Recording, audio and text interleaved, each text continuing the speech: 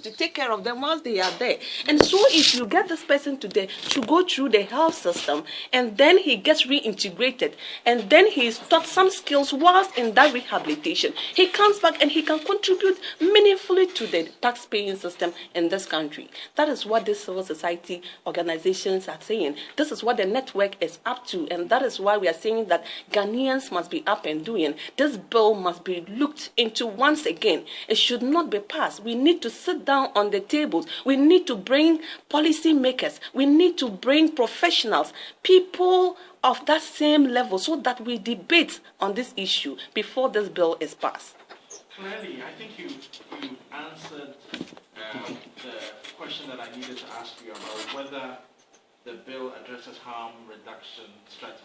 You made it clear that it hasn't, but maybe you can, if possible, speak to that issue a little bit more specifically for the benefit of listeners, so that they can hear for themselves why it does not speak to that issue. Okay. To start with that, let's let the general population know exactly what we mean by harm reduction. Now, we're not saying drug use or drug abuse is not risky. All drug use is risky. It creates harm. Now, the harm depends on the kind of drug you're using and how you use it. The administration of the drug will determine, and the potency of the drug will determine how much it will affect you.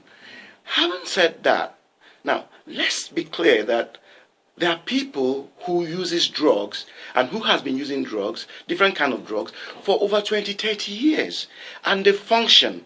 Now, these are people who are drug users. Now, the people we are particular about, and we talk about harm reduction towards, is it covers everybody, it's universal. We don't want the people who are recreationally using drug for performance, either our artists, our bankers, even our politicians, our governments, our doctors, anybody. I mean, I will take your mind back to the mayor of Toronto.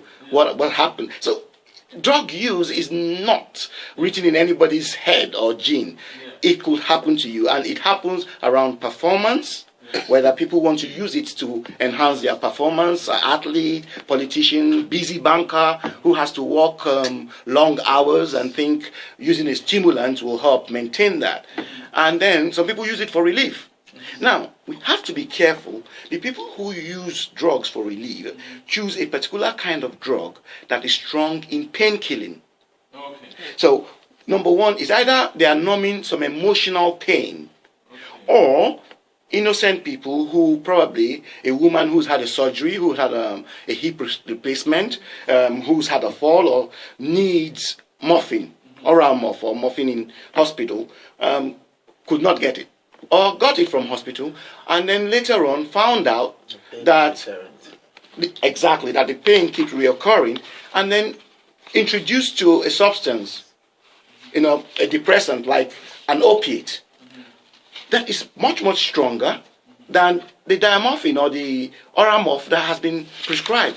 Now, these people, by proxy, this group of people who use for relief, by proxy, will get addicted to heroin because of their illness, not because they want to be a drug addict. Because the more they use the medication to address the pain, the more they develop what we call tolerance. That means they'll be needing more. So now, that is the relief aspect of it. Now, the pleasure.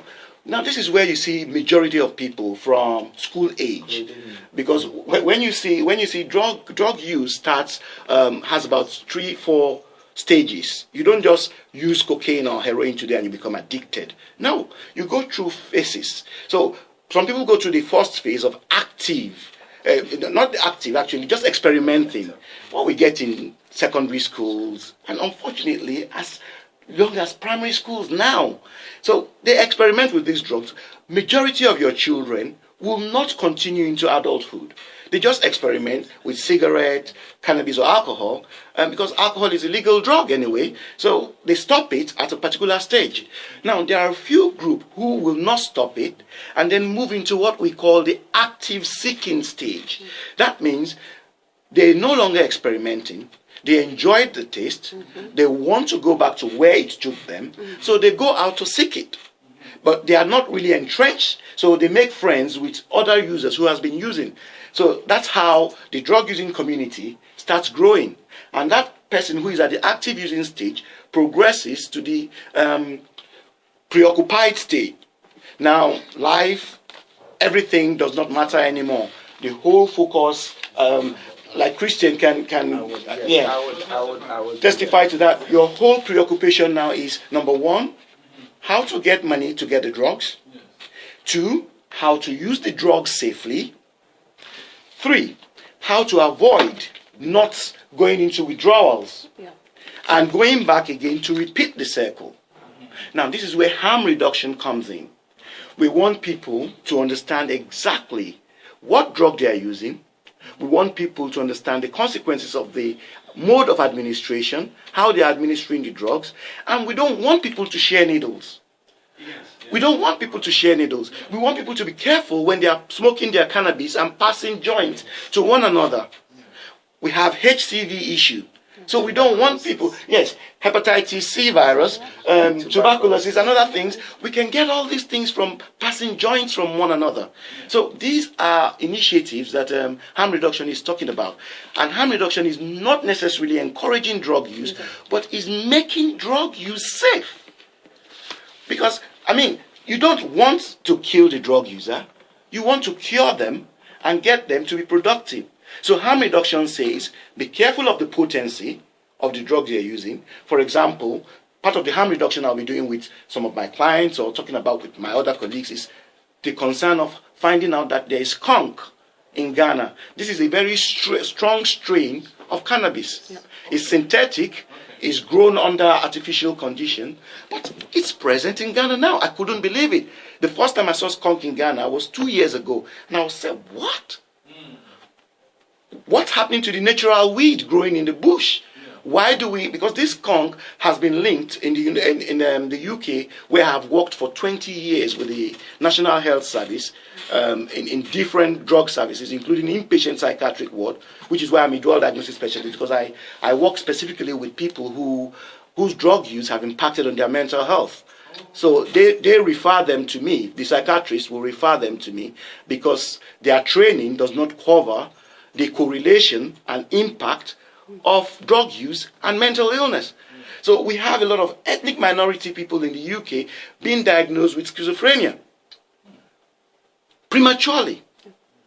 Now, it's because of either the kind of substance they are using that is mimicking the symptoms of that mental health symptoms, which if you met with a specialist, will be able to tell you the duration of time that this substance will remain in your system, and where all these symptoms could phase out.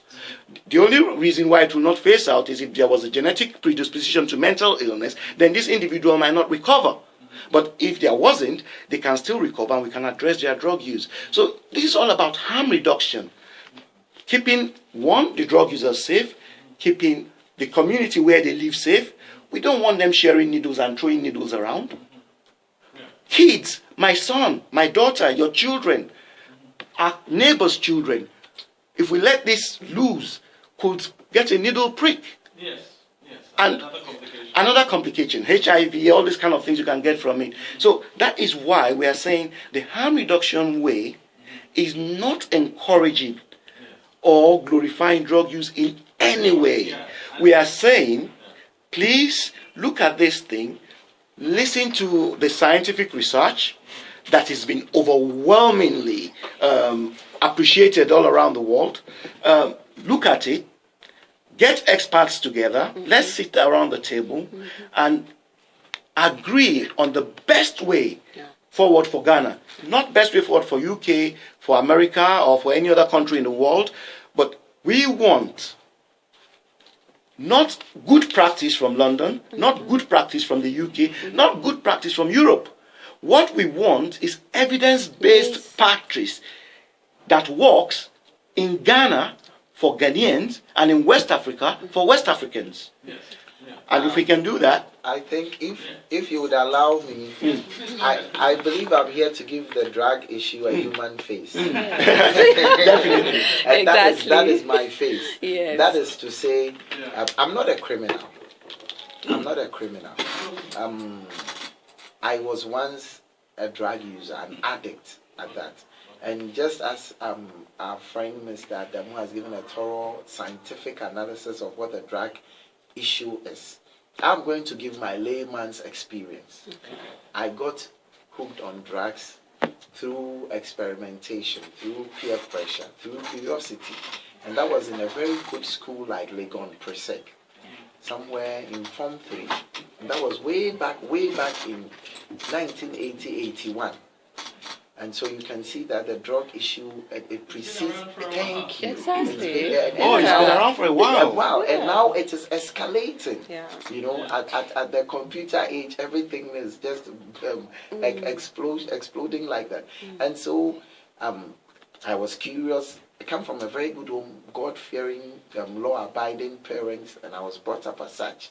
But out of curiosity, I got to experiment marijuana. I saw my dad smoke cigarettes, so I created marijuana to cigarettes. I mean, I believe if others are smoking it, it's just like to smoke cigarettes. And then slowly but surely I got